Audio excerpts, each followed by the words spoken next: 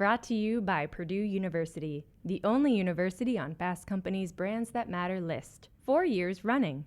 Honored as a heritage brand, Purdue pushes innovation and partnership to make a consequential impact on the world. Learn more at purdue.edu/partner with us. Brought to you by Williams. We make clean energy happen.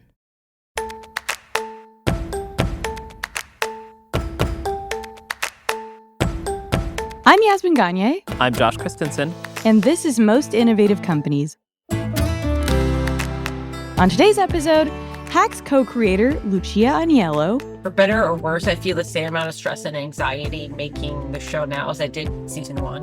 Co-author of Like, the Button That Changed the World, Bob Goodson. Liking became a sort of rocket fuel for social media. And as always, keeping tabs. But first, here's the download, the news you need to know this week in the world of business and innovation.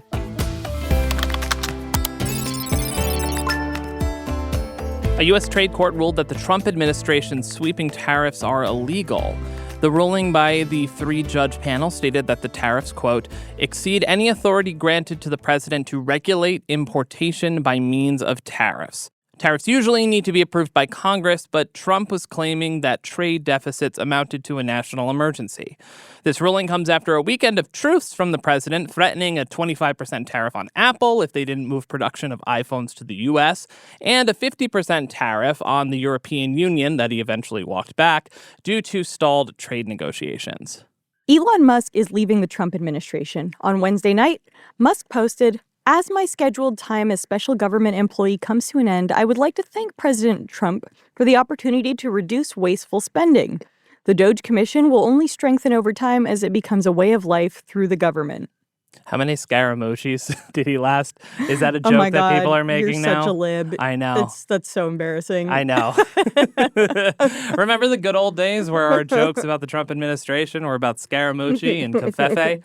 Oh, good times. Next story. Summer movies are back. Over the holiday weekend, movies generated a record $326 million. This was largely due to the premieres of Disney's live-action remake Lilo and Stitch and the newest Mission Impossible movie.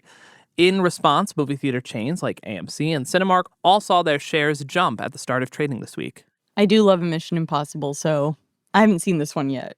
But the fact that Lilo and Stitch and Mission Impossible are the two movies driving this is terrific. We need like a Barbenheimer name for it.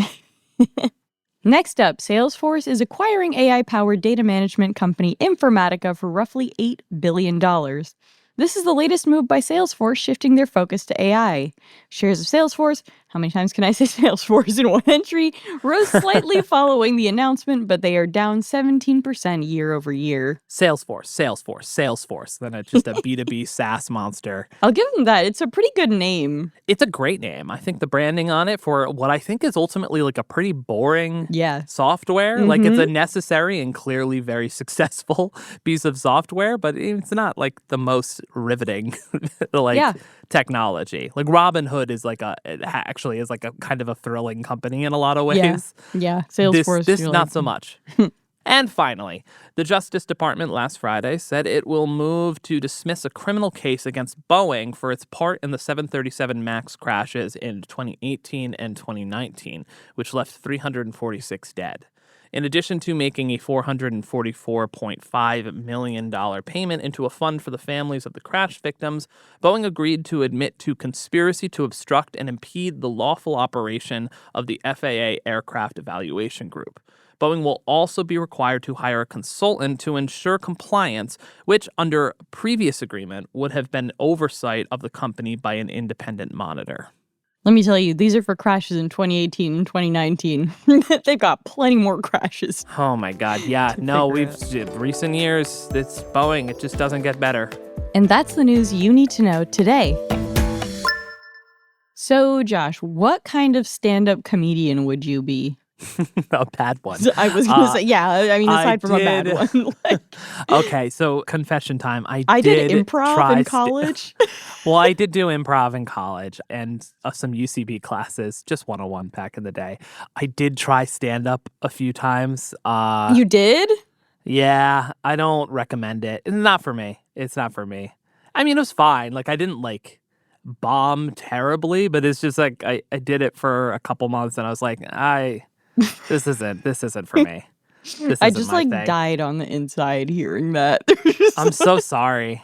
I'm so sorry to disappoint you. I was 24. I didn't make it my whole personality. Yeah. So I Yeah. think that's ultimately the problem. And then I got out, which is fine. Were you the guy who was like asking all your friends to come to your No, shows? absolutely, And was absolutely not. I was just going alone to open mics and to doing it because I did not want to be that guy. I was like, come to my show. Yeah, Come to my exactly. stand-up and watch me do just aggressively mediocre stand-up. Because that's the thing with stand-up is like very few people are good at it, Yeah. period. And even less are good at it right away. Like most comedians you talk to are like, yeah, I was bad for like 10 years and then I started getting success. And I'm like, that's miserable. That's not a It's way. like, why did you keep doing it? Why did you do that? But wait, what about you? What kind of stand-up would you be? I feel like insult comic is the right answer. You would be just Be like that you in the dog that front was row, on. you look ugly. Did you get dressed in the dark, Uggo. bitch? Yeah, so bad. Also a bad comedian. Also bad and offensive. Yeah. Now, the reason we're talking about stand-up comedy is because we're talking to one of the co-creators and showrunners of HBO Max's critically acclaimed comedy series Hacks ahead of the show's season 4 finale.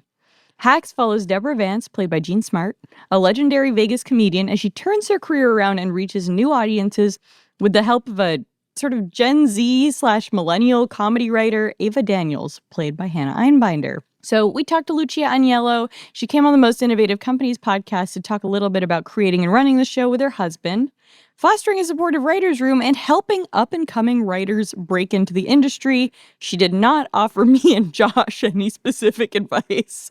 She met us. Not for us personally. She was like, fuck She was no. like, for other people. Yeah. Not for you two. Here's our conversation with Lucia. So this episode comes out right as the 4th season of Hacks ends, and each season has been critically acclaimed, but I'm curious, do you feel or have you felt any kind of, this is not the right way to put it, but kind of like second album pressure?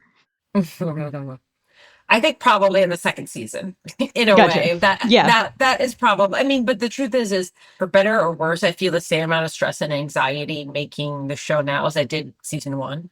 There was like a different stress and anxiety and just the idea that like, can we even make this show? Like, will anybody ever watch it? Will people like it?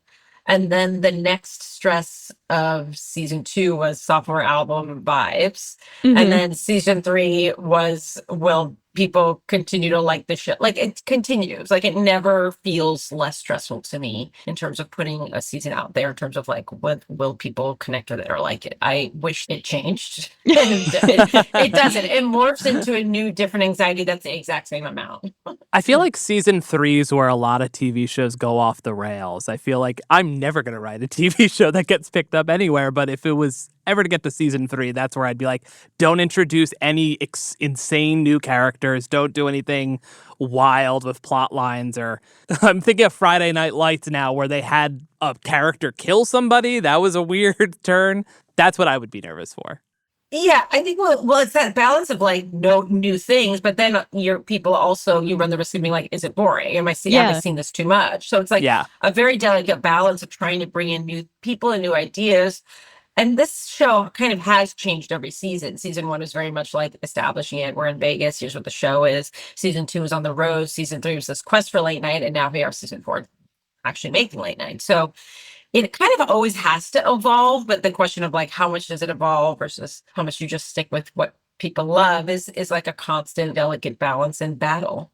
You all have said, and I don't remember if it was you or Paul, that you always planned for, a certain amount of seasons, that after season 5, it's over. When did you realize that was going to be the case? Well, actually, we pitched 5 seasons. You pitched 5 seasons. Wow. Yes, Paul and Jen Statsky and I pitched 5 seasons in the room. And what's so funny is that we even in the pitched the very last scene in the pitch of the whole series. So the finale of season 5 we pitched, but the place where we actually make the show, HBO Max, the woman, Susanna Mankos, who bought the show in the room, stopped us before we got there. She's like, you don't have to pitch anymore. I'm going to buy the show. So she's actually one of the only people who doesn't know how it is. And that seems kind of rare because I feel like, in fairness, Hacks was an instant hit, but there seems to be this desire from studios for instant hit shows rather than ones that kind of have time to pick up steam and build up audiences. How did you think about that as you were coming up with the show or envisioning it? Yeah, it's like one of those things where like I don't think you can think about how like whether it will be a hit or not. Like even though that is like you're right, the pressure is like these days it's like things don't necessarily get a ton of time to find their footing. So I think it just put a lot of pressure on us to feel like we need to figure out what it is immediately and know what the tone is. And luckily, in some ways, we came up with the idea in 2015.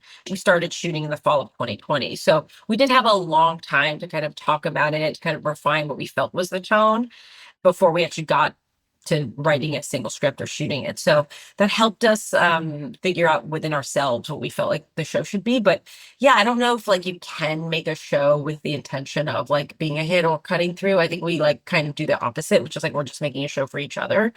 And that helps us kind of keep a North Star in mind. And otherwise things, if you think about the masses, then you're going to make a show for the masses, which is very much what season 4 is about in terms of making a late night show.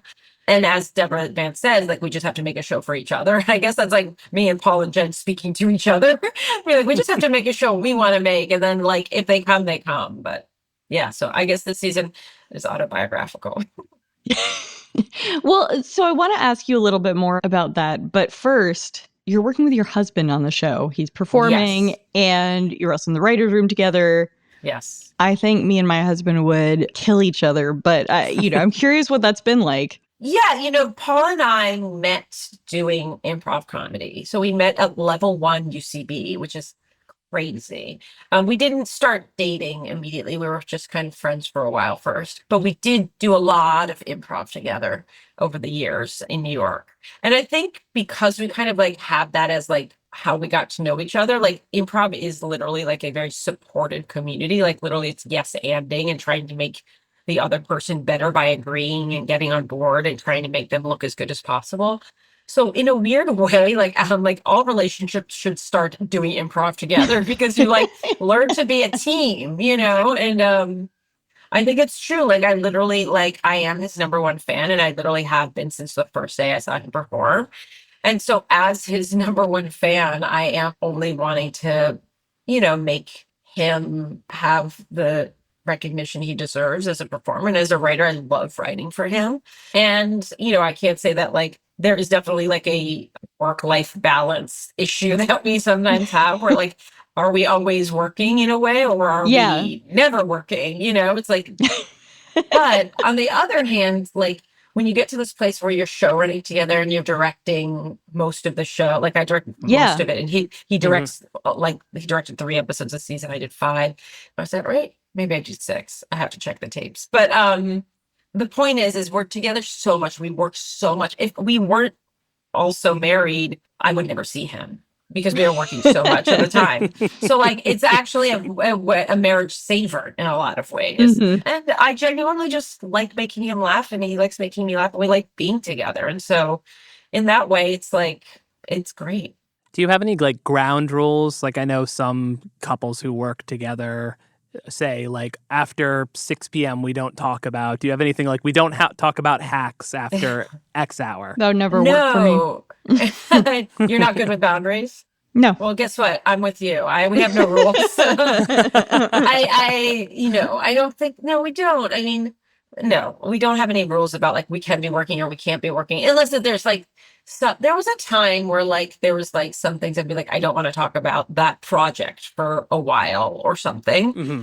But no, I think generally in a weird way, taking our minds off of it and not thinking about it all the time is then of course when some little idea will come. And so you kind of have to say it out loud or else you'll lose it sometimes. So even as we're drifting off to sleep, sometimes I'll be Ava could blah blah blah, and then I'm great, it won't fall into the ether of my dreams because somebody else heard me say it. Although my favorite thing is sometimes I'll wake up in the middle of the night. I'm a features writer, and I'll have an idea for something, write it on my iPhone, and then you wake up and you read it, and you're like, no. Yeah, I know. I don't know. Ghosts attack sandwiches, huh? No, I know. Yeah, totally. Those are more stoned ideas to me than late night ideas. Sometimes those work too. I don't know. You mentioned, obviously, you're a director, you're a writer, you're a producer. And I'm curious, this podcast talks to both creatives and CEOs. How do you balance those three roles? In a weird way, it's all one role. And I know that sounds crazy, but it's really about this is the seed of a story, right? So here's what the story is. You have to write the story, you break the story, you have a lot of help from your brilliant writing staff. And you are figuring it out, together. You're using the best ideas that everyone's contributing, right? And then you have this idea, right? And then, of course, the producing of it is one thing. It's okay, we have X amount of money. We can afford these locations. This one's cheaper, but this one has more hours. You're figuring that stuff out. And that's just part of the whole holistic, how do we want to spend the money, right? But then as a director, you're basically taking this story, right, that you want to tell, and you're chopping it up into a million pieces, every take, every side that you're shooting, all of that stuff. And you're parsing it out, whether it's everything from wall color to costumes to the casting to all of those things. And then when you get into post, you sew it all back up and you try to make it the best version of that original idea. And so for me, I don't really do a lot of episodic directing. I haven't historically in my career directed a lot of things I wasn't at least part of the writer's room for. And that's not to say I don't think that a lot of people can take those things and elevate it. But for me, it's really taking a ball, and I am not really a football person, but taking the ball all the way to the end zone, because you're I know that this needs to get there, and this is how it needs to look and how to feel, and all these this is the important moment of it, and this doesn't matter as much. And that's calculations that I'm constantly doing in terms of should I get one more take? Will the next scene require more time? Or should I go overtime here, even though I might have less time to shoot that other thing, or whatever it is? This actor might take it a little longer. This actor likes to improvise. What side should I start on? There's a billion calculations constantly. But if I didn't have the writing, producing, directing hats on all at once, I wouldn't be able to assess it as well as I do having all those hats on. I want to get to the meta narrative of the show, but before that, I want to talk about running a writer's room, because I feel like that is a sort of very interesting management skill. I want to ask about how you think about fostering a culture in the writer's room and what you learned from other work that you've brought to this.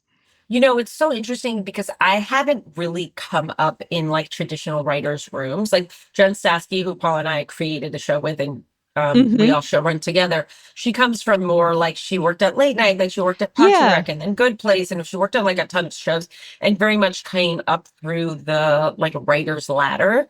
But Paul and I kind of came a little bit more from a DIY background. We made a lot of videos, we made web series, then we worked on Broad City, where we wrote and directed all 5 seasons. And so was there no writer's room for Broad City? There was, but it was a very small writer's room, and it kind of got smaller as we went. So Paul and Abby and Alana and I were the only 4 that were there the whole time. Wow. And we would have some people come from some seasons, but there wasn't really anybody else who was there the whole time.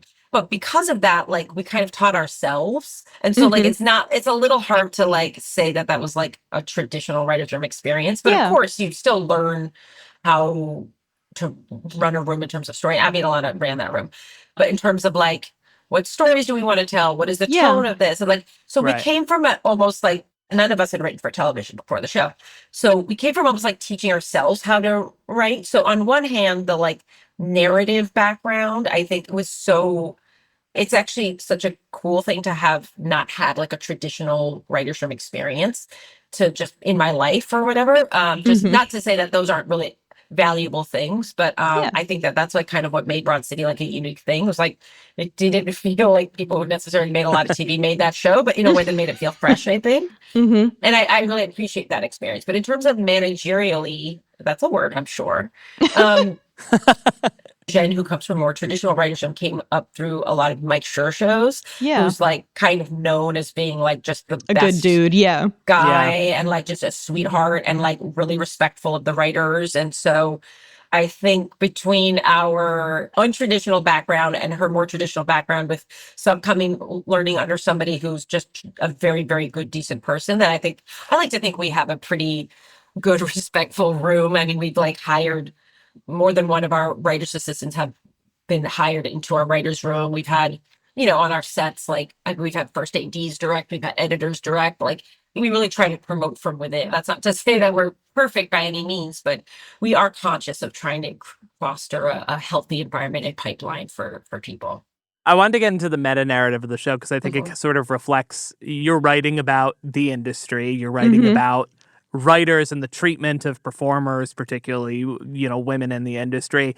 I'm sure as showrunners and managing a room that sort of puts an attention on how you're managing, because you're writing so much about how other people are treated. How do you think about that? And has it made you like reflect and change and learn how you run your writer's room?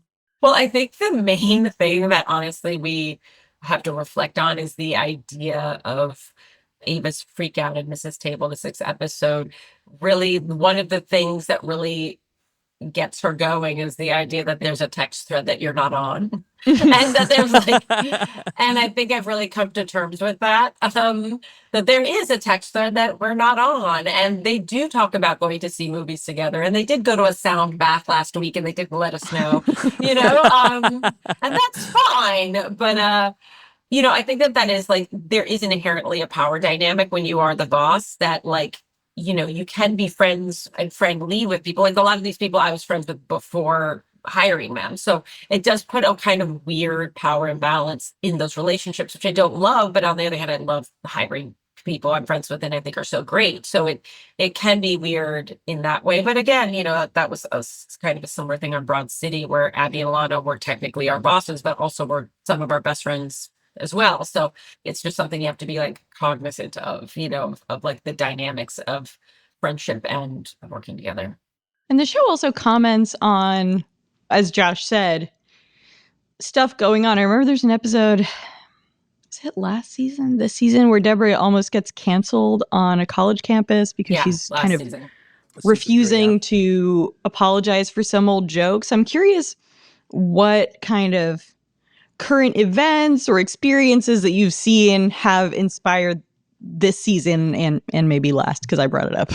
Yeah. I mean, I think that the college episode from last season was one that we've been talking about for a very long time. The idea of her really coming to terms with some of her more problematic material in the past and how she feels about it. And I think that was really interesting to us because there's such a divide between the comedians who can look back at their work and say, I said that at the time. It was of that era. I wish I hadn't said it. I can see now how that was punching down to a group of people who probably didn't deserve it. And then there's other people who said, well, you laughed, didn't you? But aren't really considering, how those jokes, like oftentimes they do punch down and how that affects those people and also how it reinforces stereotypes. And I think that that's the thing that, I'm not saying that anybody who's ever made a joke that they didn't agree with needs to go on a soapbox and apologize necessarily. But when asked, how do you feel about that? I just feels like we kind of believe that people should be able to honestly reflect on the fact that, yes, I tell jokes for a living, especially successful comedians. I get paid a lot of money to tell these jokes. That doesn't mean I need to defend them just because I did them at that time. And not to get on my own soapbox here, but I think that oftentimes the comedians who are unwilling to consider how their material hasn't aged as well want to live in that time that they were popular in. And they don't want to admit that a culture has evolved and that those things aren't okay. They probably never were, but now it's more obvious that they weren't okay. And they just want to live in the 80s or 90s or whatever it is that they could get away with it.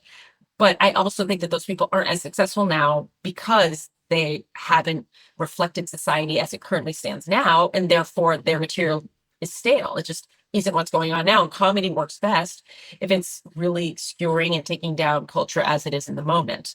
I noticed this on the show, and obviously you've got Gene Smart, who's the best. But I also saw that you guys said this in a Wall Street Journal piece. You've ended up hiring a lot of older women actors. Yeah. Was that a conscious choice? Like, how did you think about that? I think on one hand, it just makes a lot of sense for the stories that we're telling. Yeah. Deborah Vance's, friends and family and contemporaries are usually tend to be around her age.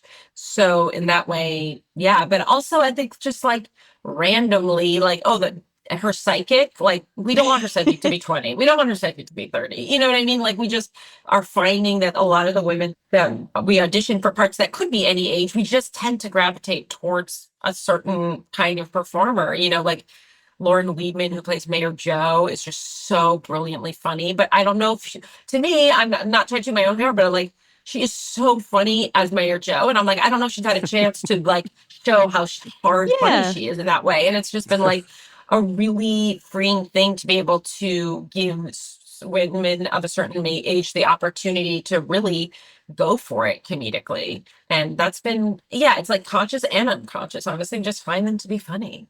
I want to talk a little bit about career advice. The WGA, which we are part of, recently released a stat that TV writing jobs declined by 42% in recent years, which is wild. And, I feel like every day I read about how writers are not able to get jobs in writers' rooms or don't have access to residuals anymore. But what advice do you give aspiring writers or people who want to break into the industry? I can give my practical advice and then my creative advice, which are not the same pieces of advice. I mean, I think like you just spoke to, it's like a brutal time. I think especially in comedy. I mean, I personally, like I said here, starting at Broad City, which is a Comedy Central show. I made a mini series at Comedy Central, Time Traveling Bong, if you haven't seen it. I've worked on other Comedy Central, Nora's Aquafina from Queens. And these are like all Comedy Central shows that I worked on. And it not only paid me, but I got to get better at my job. I get to, that network doesn't even exist anymore. That was almost like 8 years of my life that other people behind me don't get to have the opportunity to have that. And so when I look at like who's just like churning out comedies, it's like there isn't really a place to do it. So I am concerned for the comedy pipeline in terms of people getting experience and breaking. So that wasn't actually advice or creative advice. That was just me being frustrated about that current state. But in terms of like, I am lucky enough that I do hire writers. And so I guess there's so many different ways you can do it. And that's the truth. It's like some people we hire because they make really funny videos. And sometimes we might read a spec that is really good. Or sometimes it's just a stand-up who we think is really funny and we ask them if they have a spec. Or recently there's somebody who literally like kind of just runs a very funny Instagram and Twitter. And then I asked her if she had a spec and I read it. It can come from anywhere. Somebody can make a short film that is really, really good. I did see somebody's short film, Jerome Maxagay, who did a incredibly funny short film called Marina Tire. And I saw the short. I didn't know him. We do have mutual friends, but I saw the short and we loved it. And he was the only guest director that we had this season on Hacks. Wow. And so that was literally just from seeing his short film on Vimeo or whatever. So, because a friend of mine had posted it. So like, it's so random how you can get that break. So that's like hard to say in terms of like what you should do. But I would say whatever format seems most natural for your voice, do that. If you're like, I really am a stand-up, I think that that's the best way for my voice to do that. If you want to make videos as sketch characters, do that. Whatever you feel like does the best job of servicing your specific unique voice, just do that. And don't worry about the format of what that is. Just if it's something that can get in front of people, that's all that matters. It seems like kind of the enduring advice is like make your own stuff, find people who you jive with, make stuff. Like you started up through UCB. I think there's a ton of people you hear the story, they start at UCB or Groundlings or Second City. They found people they like to write with and they made their own stuff, and maybe it stayed there and maybe it turned into, an HBO show or, a live show or a podcast. But that seems to be the enduring advice. But I hear you on the training part. We have the same conversations in journalism as publications keep closing. I got so lucky that I had, I would love to have been paid more, but, years as an assistant and learning how to sort of edit or do the kind of menial tasks, but watching people write features before I got to it. And now, this world is all freelance writers, they don't have that time to develop. Yeah. Lucia, thank you for coming on the show. This was great. Thank you. I hope I answered your question. You were great. Okay, cool. We're going to take a quick break, followed by my interview with Bob Goodson about his new book, Like, the Button That Changed the World. As affordable, reliable energy demand increases at historic rates, one company is uniquely positioned to accelerate America forward: Williams. We have 117 years of know-how in powering progress, and we're ready to power the next 100 years of innovation. Learn how our natural gas infrastructure is critical to the future of AI at williams.com.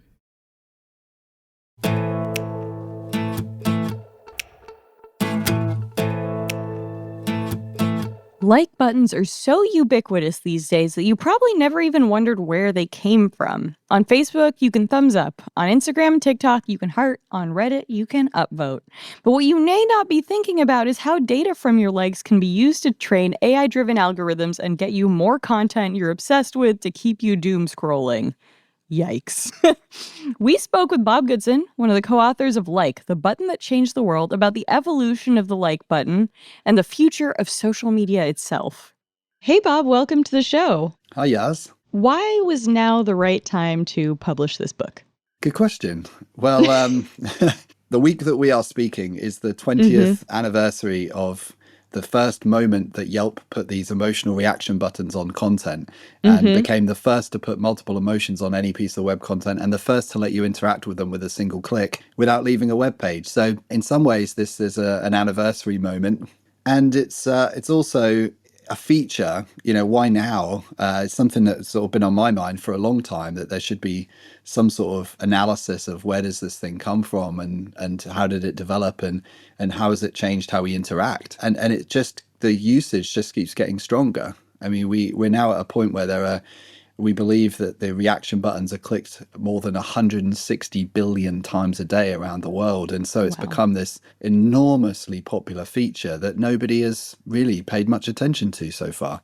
Now, you were a very early employee at Yelp, and in the book you say you sort of came up with an early iteration of the like button. Yelp went in a different direction. Tell us a little bit about that. Yeah, so I was moving house and I was catching up with a friend of mine, and we'd collaborated, Martin Reeves, and we had collaborated on some pieces in the past on the day that I'd found one of my old notebooks. And I found this sketch from May 2005 of the like button. It said like, it had a thumbs up, and it was basically a series of sketches that I did that day. I was the product manager at Yelp, and I was the first employee working for the two co-founders.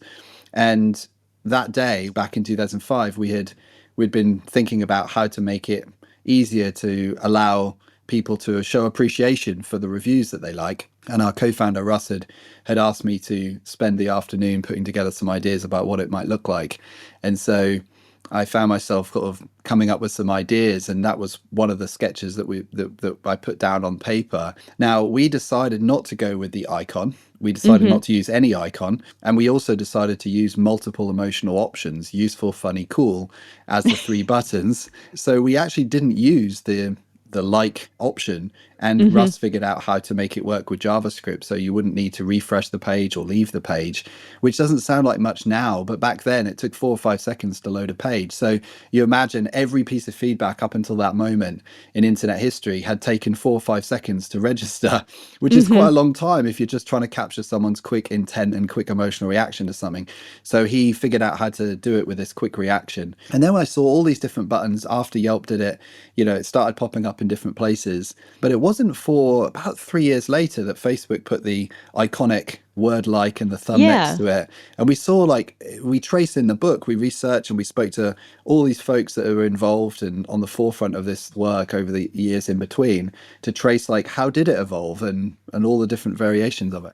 And Zuckerberg, I think it's in the book, originally didn't like the idea. I mean, it took, I think, 3 years for it to get implemented. Why didn't he like it? And then also tell us a little bit about the consequences of the like button being implemented across Facebook. From what we can make out, and we have spoken to and interviewed people who were at Facebook at the time, we've not spoken to Mark because we We did ask. I think at some point we reached out. But from what we can tell from accounts at the time and from speaking to people that were there, Mark was concerned that it might cannibalize other features on the site if you could react to content this way, that it might pull people from other types of interactions that they considered more important at the time. Do you mean like commenting? Commenting, other forms of sharing. And so various people put it forward to him and said, look, why don't we put a button that lets people kind of just say they appreciate the post or the photo? And he blocked it for quite some time. And then I suppose at some point he thought the timing was right. Now, around that time, Mark Zuckerberg led this acquisition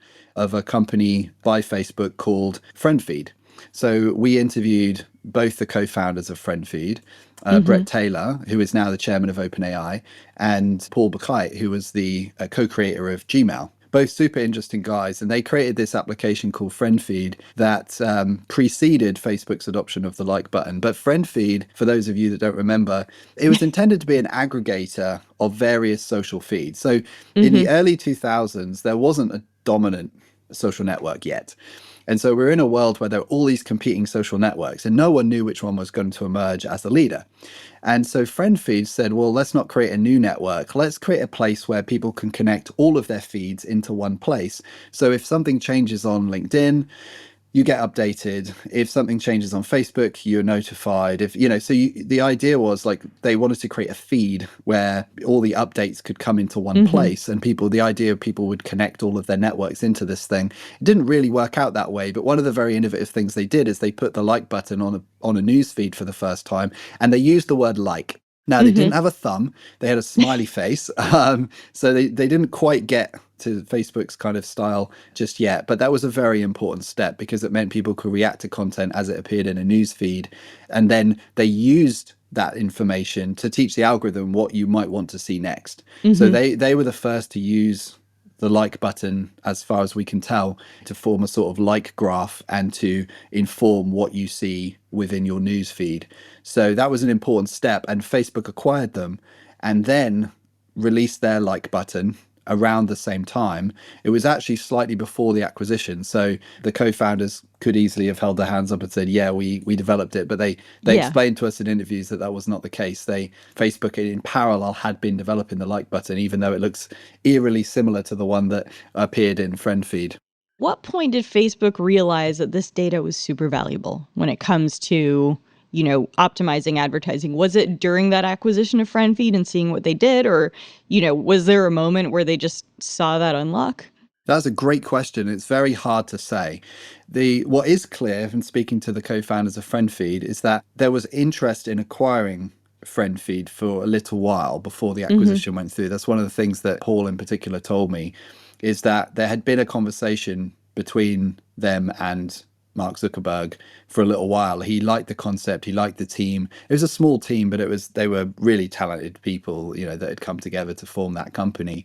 And so who knows, this is the interesting thing about innovation. There is no definitive source of truth. And this is one of the things that's so fascinating about writing the book. It took Martin and I 3 years of research to put together the book. And we never expected it to take that long. But it's these kinds of subtle questions that we really wanted to get to the bottom of. And it led us to speak to one person after another. And we ended up interviewing nearly 100 experts in different fields, as well as founders and technologists, to kind of put together the most comprehensive account we possibly could about the history. And there were so many twists and turns to this feature, which for us really highlights the fact that the like button can be used almost as a keyhole into the world of Silicon Valley and software innovation to say, here's how it really works. Because the like button, while it is a fascinating story and how it developed has been absolutely fascinating, it's not unique. I mean, this is how software gets developed. It's these serendipitous conversations. It's looking at other sites. It's copying things that seem to work from sites that perhaps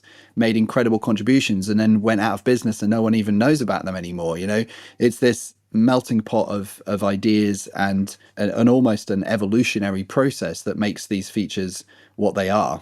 Tell us about, how much money it started to generate, how other places started adopting it. The business of liking is very closely tied to the rise of social media itself and the disruption it had to the advertising industry. And Facebook reached $1 trillion valuation for a reason. It massively disrupted the nature of advertising and did so on an incredible scale. And in particular, the high level is people were advertising through other forms of media, but it was always hard to tell what was working. And search obviously made a dent in that, because you could pay for clicks and you could, through things like, Google AdWords program. But the next major shift in the effectiveness of advertising was really brought on by social media, because suddenly, like with search, the intent of the user doing the search. But in a social networking environment, about the individual, about the people they're connected to, the kinds of content they would like to look at. You just know way more. So advertising was able to be very effective and targeted in that way. And so where does liking play into this? Really two ways. Liking became a sort of rocket fuel for social media, right? Remember, this button was created in a place that really wasn't related to that at all. But in a social media context, the feature was very, very popular, especially once Facebook added it. It was immediately very, very popular as a way of interacting with the content. And you can think about the user-generated content was the major theme of Web 2.0. Right. It was. And why was that the case? It's because before Web 2.0, around 5% of people on the internet created content. 95% of people using the internet only read stuff and didn't create any content at all. They didn't even interact with the content. They just read it, right? And shared it. So the big issue that people were working on in the early 2000s is how can we bring down the barrier for people to create content? And things like social networking made it easy to upload photos, for example, and YouTube made it easy to upload videos. And gradually the barrier came down. And what we observe and say is that liking is the atomic unit of user-generated content. There was no simpler way to create content than to click that button, which put your face and name on something, and and eventually you had emotional options to choose from, and it's still today the easiest way to create content. So it pulled people into content creator roles and it allowed them to interact with the content in it with something as simple as one click. And then in the background, what was happening is a couple of things to the business question that you asked. Advertisers love it because you can see who is engaging with your content, and not just take the word of the social media company, right? You can look at your analytics, but you're just looking at data and you're sort of saying, well, there's always a trust issue, and especially when something's new and a new form of advertising is there. Advertisers are inherently very skeptical, but with liking, you could see that someone had taken an action, to say, like, I'm interacting with this and I'm putting my name, I'm putting my identity on it. And so that became, a useful thing for advertising. And then there was what we call the like graph, which is the information network that's created when you and I like the same piece of content, even if we don't know each other and we're not connected. The fact that we liked that piece of content was at that stage a very powerful way to tell the algorithm, well, this is the kind of content that you and I might like. And so in that way, it kind of powered the accuracy of what was shown to the user next. Now, when you go on Facebook, for instance, you have a few different emotional options tied to your like. The like, to me, seems so perfect in its simplicity, but why build on top of it? It is interesting to me that with Yelp, which is the first instance of that instant reaction, that we actually had multiple emotions. And then it's almost like, it's kind of almost started there, then went through this narrowing down of just one option, which is what most sites did for a long time, only then to sort of rise to have multiple emotions. I agree with your characterization that like is sort of the perfect neutral way to interact with content. No one has ever found a better word or a better, than the word like, and no one has found a better symbol than the thumbs up. I think one of the things that is appealing about it is its neutrality. If you had the word love or a heart, which is was considered and was used a lot. I mean, even the first, interaction that YouTube put on their content was a heart symbol, and they quickly changed it because they realized it wasn't neutral enough. Although it's on Instagram and Twitter and TikTok now. Right. Isn't that interesting that they kind of gravitated to that? it almost feels like a more emotional way to engage with content. So I think companies that have trying to get an emotional reaction from content and expect you to come there for emotional interaction with content have started to gravitate to the heart icon.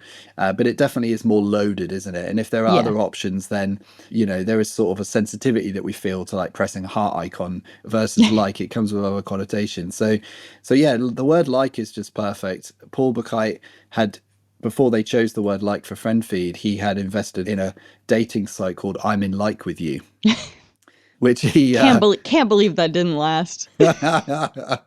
Such a great name for a dating site. Actually, a terrible one, I suppose. But he found that very amusing, and I think he partly invested in it because he just thought the name was so good, and that almost points attention, doesn't it, in a humorous way to how neutral the word like is. Yeah. And then the thumbs up symbol is just this. You know, we went pretty deep on this. You would have seen that we have a whole chapter on that in the book where we trace it back to the gladiatorial arenas of ancient Rome and the fact that people could do a sort of real-time voting. And when they could for the first time, thanks to the shape of an amphitheater, which allowed everyone to see each other, which you couldn't do without that structure, right? Like in a field, you can't see everybody, right? But once you put people in an amphitheater, then you can all see each other. And it was the thumb that we chose then too. It's just so easy and visual across distance. The thumb, you know, and it turns out it probably wasn't just thumbs up and thumbs down. That's a mistake that happened in America in the late 1800s, which we went into. But there was like a middle. Yeah, it was probably the thumb across the throat. Is probably signaled the gladiator should die. And then grabbing the sword and putting it away, like gesturing to put it down, was probably like they should be saved. So the thumb was used based on the evidence we have. It does look like it was used within these gladiatorial arenas. But and then, of course, the thumb is also between us and the screen. You know, think how much we use our thumb in contacting the screen of our phones. So it was around that time when smartphones were coming up that Facebook kind of chose the thumb. The smartphone had, you know, the iPhone had been out for about 2 years at that point. And I don't think anyone was aware of that, but we were, and we now, maybe you will be aware of it. When you next pick up your phone and you're tapping away with your thumbs, you'll see that there's your eyes and the device. And the only thing between your eyes and the device are your thumbs. Yeah. You know, our thumbs are pretty important. I don't think that's a conscious thing, but there's something natural about that, which we even saw.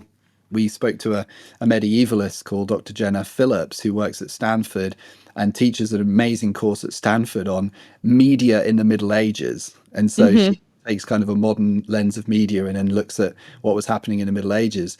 And she pointed out various manuscripts to us, medieval manuscripts, that have drawings in the margins. And what did the monks draw in the margins when they wanted to draw attention to content? They draw fingers. They draw little hands. They're called manuscules, right? They even have names for this. And so they drew these little hands in the margins to point attention to passages in the text that they wanted you to see. I mean, it wasn't dissimilar to modern day liking. That makes a lot of sense. You know, I want to talk a little bit about how algorithms have evolved, and we'll get to AI, actually, I guess now. Liking is now influencing all of our social media in terms of, for example, your TikTok feed, right? The more you heart things, the more you will get served content like that. How do you think it evolved this way? Social media is in a battle for attention. So the competition between the companies is simply to build the most effective attention mechanism possible. And anyone that comes up with a feature that is superior in terms of getting your or keeping your attention, that feature will be replicated by the competitors. And if they don't, then they're going to fall behind, right? So it's this massive race. That's the game of social media that's been playing out for a number of years now. But the race really hotted up when TikTok hit the scene. And that's because TikTok took attention as the primary mechanism for indicating what you're interested in. Meaning others had developed, like if you think about how Facebook developed, it had your profile, so they built some things around that. And then it had your like data and it built some things around that. Then it had photos and videos and other sources of data. Whereas TikTok, when it started, it seems, again, looking at the sources we have available, it seems that they just went really all in on attention, meaning what are you looking at? And they almost said, like, let's forget everything else and just build an algorithm that says, Yaz, if you look at this piece of content and you spend 6 seconds on it, we're going to capture that data and we're going to put it into a network that tells us what you probably would like to see next. And so it was actually one of the early applications of AI that became massively widespread, and in terms of what it was doing for the consumer. Asa Raskin, who is part of the Center for Humane Technology, says that what we're experiencing now is humanity's second touch point with AI.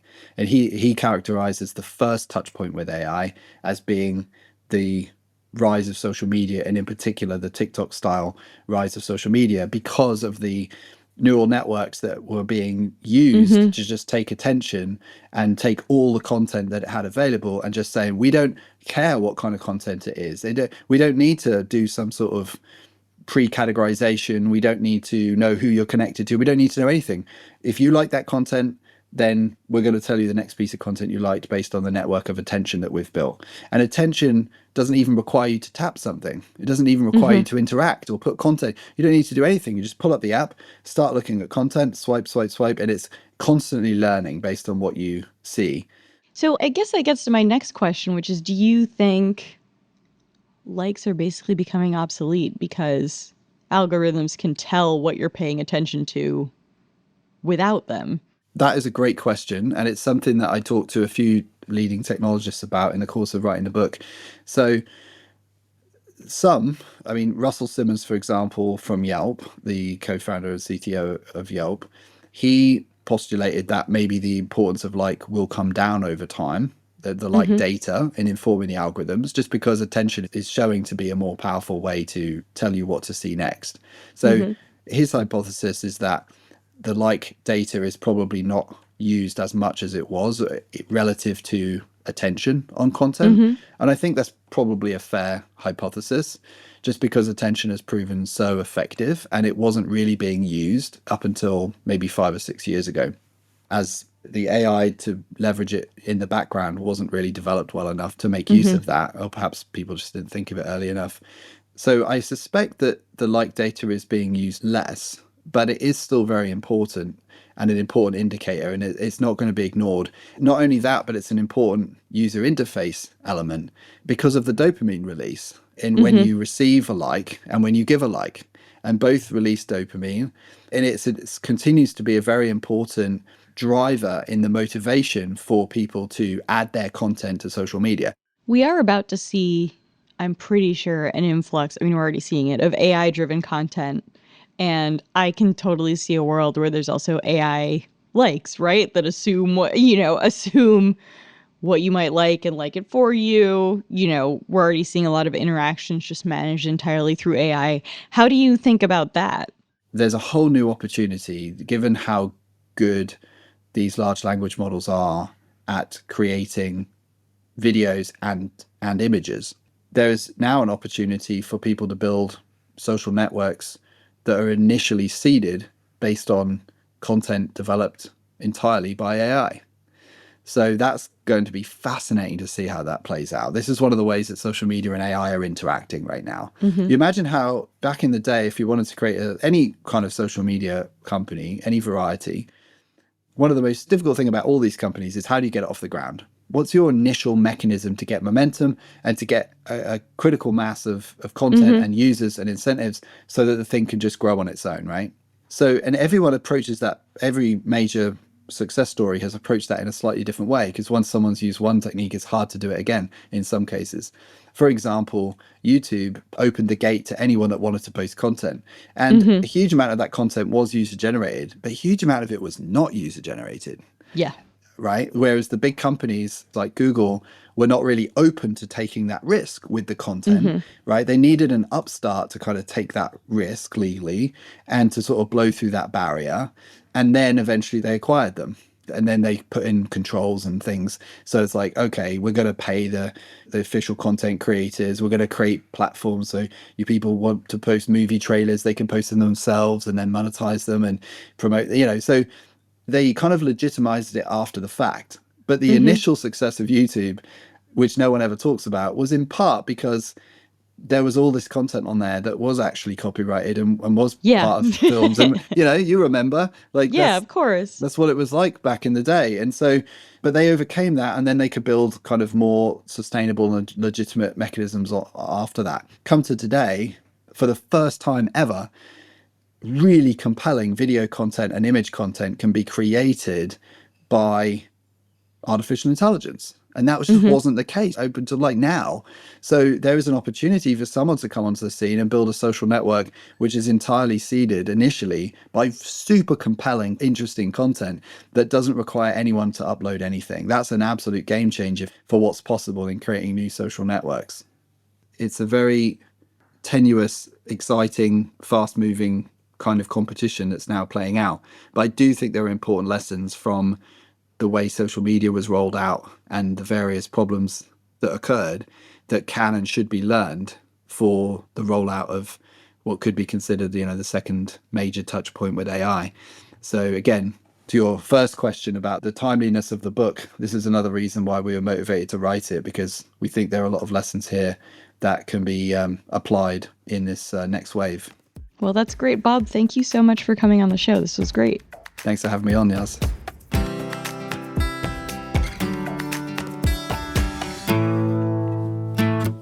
Okay, we are back, and it's time to wrap up the show with Keeping Tabs. This is where each of us, and it's just me and Josh this time, share a story, trend, or piece of pop culture we're following right now. And Josh, what are you keeping tabs on? So last week was Google's developer conference, I/O, and we talked a little bit about it last week, but I'm still stuck on the fact that Google is getting back into smart glasses. Oh, I know. It's like, wow, history just repeats itself. Yeah. So, anyone who, I don't know how you can't remember. In 2013, Google had a pair of smart glasses, or I guess smart for the time. Who could called forget? Google Glass. Who could forget? Very famous. And then it immediately failed. And then for about the last decade, Google's just been pretending it never existed. Do you remember why it failed? There was a bunch of reasons, but one of them was because people kept taking upskirt photos and shit with their Google glasses. It was bad. It was really bad. But they're back in the game, and it was like their headliner at I/O. It was like what they finished on was this prototype of their Android XR enabled smart glasses. And they announced that there would be a partnership with Warby Parker and Gentle Monsters, which I'm not. I only know that Korean. Gentle Monsters. Yeah, they're it's like super trendy, expensive glasses. I don't own a pair. Warby Parker, I do know quite well. I'm a middle income hipster, so I got some Warby Parkers on. Warby Parker. But they seem super jazzed on these new smart glasses. Well, they were super jazzed 10 years ago. They were. That's true. Like people, people can be idiots too. But Google's going all in on smart glasses again. I guess you're a little bit more encouraged because one, you can use Gemini on them, and then Meta's Ray-Ban smart glasses have been pretty successful to date. I don't have a pair, but I think they've sold like a couple million. They seem comfortable. It's not like the Apple Vision Pro that is just a large, very uncomfortable VR headset on your face. So like the form Mark factor Zuckerberg is was it on the better. Theo Von podcast, was like literally reading from his glasses trying to look like a normal human. And as Mark Zuckerberg frequently is known to do, failed at looking and acting like a normal human. Didn't work. But the smart glasses didn't help. I don't want to get hurt again, but I'm just like something about smart glasses. I want them. I want them to be Josh, good. No, you got to expense that shit. If you spend your own money on it, you'll lose all my respect. Google, invite me to your next hands-on. I want to try these. What about you? What are you keeping tabs on? So this was on Who Weekly. They did a good segment on it, but I still need to bring it up because I can't get over it. Do you remember who Alex Cooper's guest last week was on Call Her Daddy? No. Wait, I didn't listen to Who Weekly this week. Think old scientist who's awesome. Old scientist? I have no idea. Jane Goodall. Jane Goodall was on? Yes. That's crazy. Why? And the intro was so funny. It was like, hey, Daddy Gang, we often talk about things like social media and culture, but my next guest is someone who, like, doesn't live in that world. Like Jane Goodall. Famously lived with the gorillas for a long time. Not gorillas. I think they were other kinds of monkey. Anyway, it's fine. I don't know. I don't know Jane Goodall. I thought it was much. chimpanzees. Anyway. It might have been chimps. So I haven't listened to the whole conversation, but I think she talked about her divorce from her first husband and how she had really good legs when she was younger, and then some of her work. Nice. But, hell yeah. I'm here for the Jane Goodall resurgence, if that's what's happening. Yeah, she's been everywhere, but also incredible and weird get for Call Her Daddy. And I'm curious what her listeners, like, for her listeners, was that like the first time they heard of Jane Goodall? Like, how many of them turned off when Jane was announced as a guest? I really don't know. I guess it depends on what their media culture is. I feel like Jane Goodall was brought into the younger generation's lexicon if they watched RuPaul's Drag Race, because Nymphia Wind did a terrible impersonation of Jane Goodall on the Snatch Game. If you know, you know. So I feel like maybe that started to bring Jane Goodall back into the culture. But give Jane Goodall her flowers. She's awesome. I love Jane Goodall. Yeah, me too. Oh, absolutely. That's why I'm so confused by this recent appearance. But yeah, Jane Goodall, come on this podcast. Good come for on everyone. Good for Jane. Good for Alex. Good booking. Good for Alex. Yeah, Cooper's incredible booker. booking.